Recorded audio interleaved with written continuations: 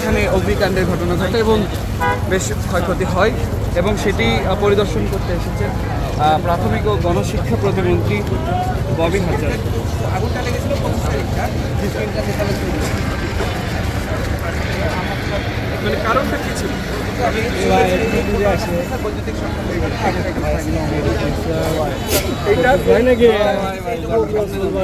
এইটার বর্ডার কি এটা?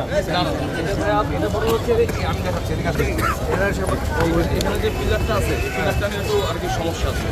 এই বানানো পড়ে এটা আরো কিছু যাবে আগায় নিয়ে সামনে কি হয়েছে এখান থেকে আরো কিছু ওরা দোকান পাঠানো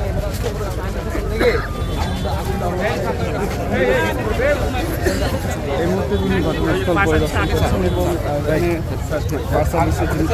উপস্থিত ছিলেন কর্মকর্তা। তার থেকে অনেকগুলো এরকম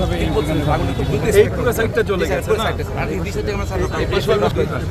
এটা তো আমরা ত্রাণ মন্ত্রণালয়ের সাথে এবং সিটি কর্পোরেশন নর্থের সাথে কথা বলেছি, তারাও কিছু এখানে সহযোগিতা ভর্তুকি আর ওয়াটনট দিতে চেষ্টা করছে, কিন্তু মানে এখানে তো কোনো পর্যাপ্ত কোনো অবস্থাও নাই আগুন লাগলে নেভানো। আমরা দ্রুত 3টে স্টেশন মুখ করেছি স্যার, হাজারীবাগ, মোহাম্মদপুর এবং পলাশী 6টা ইউনিট এসে পর আমরা 1 ঘন্টার মধ্যে আগুনটা নিয়ন্ত্রণে নিই। এই জায়গায়